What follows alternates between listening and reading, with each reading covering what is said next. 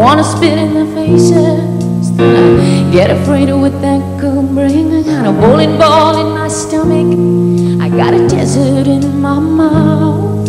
I figures that my courage but used to settle down now. I've been looking for a savior in these dirty streets, and looking for a savior beneath these dirty sheets.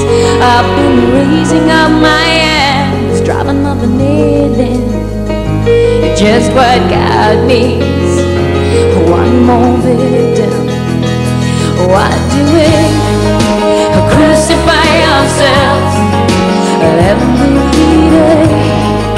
I crucify myself, and nothing I do is good enough for you. I crucify myself every day. I crucify myself, and my heart is sick of being, I see my heart is sick of being Jesus. Oh, in Jesus.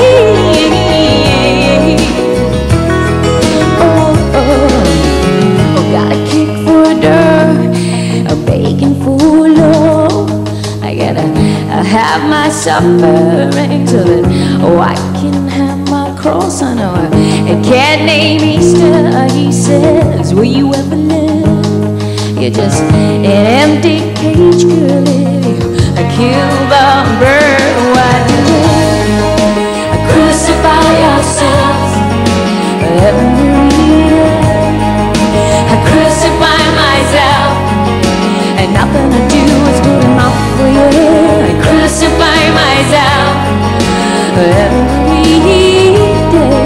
I crucify myself, and my heart is sick of being, I see my heart is sick of being Jesus. Oh, in Jesus. Oh, please me. Ooh, save me.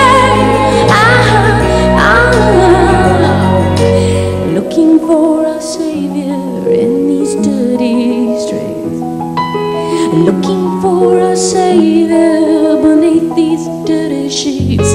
I've been raising up my hands, driving another nail in. Wave those angels when you need them.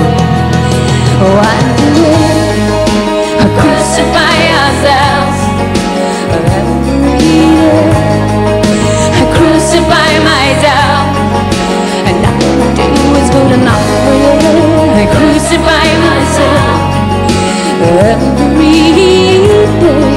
I crucify myself, and my heart is sick of being, I said my heart is sick of being Jesus.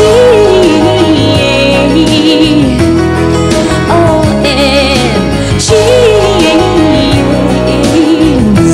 Why do we crucify ourselves every day?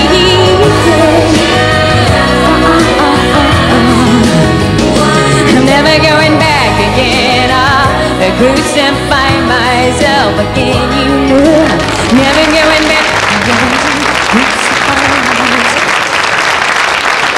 Writing songs? I think I was always writing them.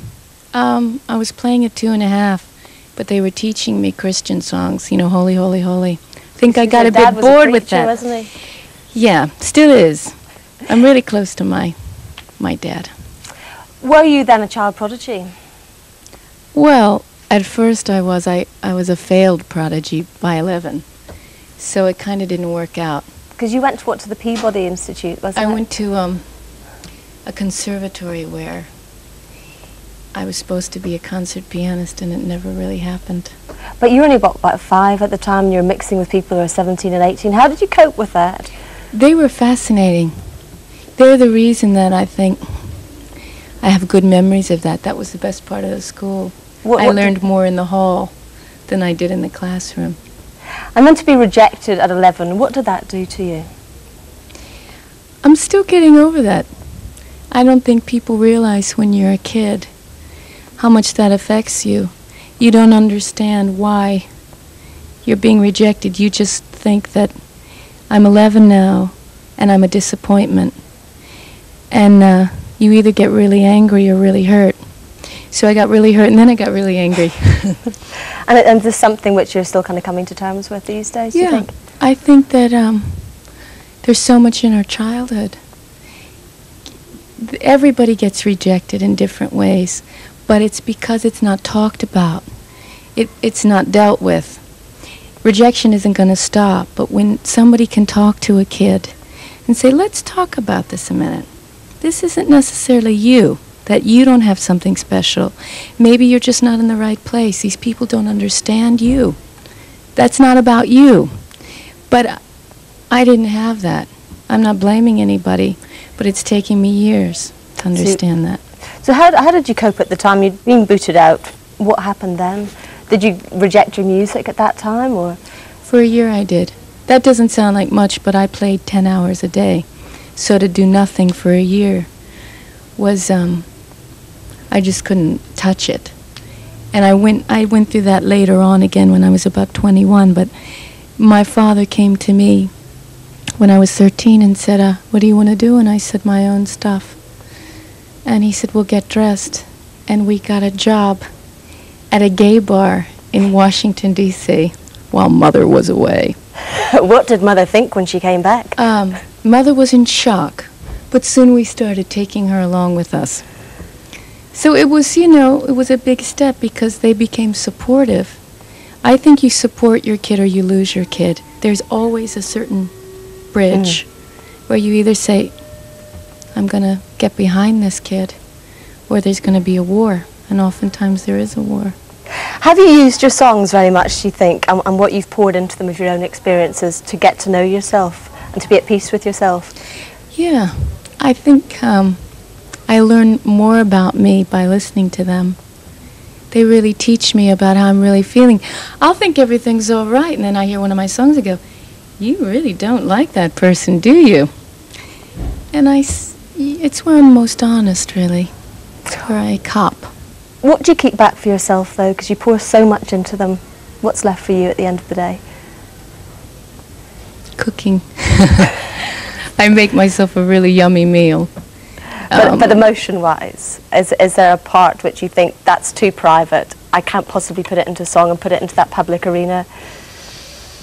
Well, you know, there are a couple things, but I put a lot into song. I mean, I kind of lay it on the line. I just don't give names and numbers. I mean, I've said, because, you know, people really don't know who they're about, even the people that I write them about. And, you know, I can't tell because I'm sitting there Sunday brunch with these people. And they don't realise? They have no idea, no. Why do you think you had to come to England to get the sort of success which you found? It's interesting that, you know, quite a few of my English mates have had to go to America, especially film directors. And sometimes you have to leave home to get away from those feelings of, I can't break out of this. And when I came here, I felt confident. And I think I gave myself something that I didn't when I was there. You know, I also think this country is more open when it comes to different styles of music. You don't have so many boxes. And it's interesting now that the Americans are really responding because of what happened here. They like most things. So do you see yourself moving back there in the future? Well, I'll go back for some Mexican food, but, you know, I'm kind of a rambler. I don't see myself staying in one place too long. Okay, Tori, thank you very much for joining us today. Thanks, Carron.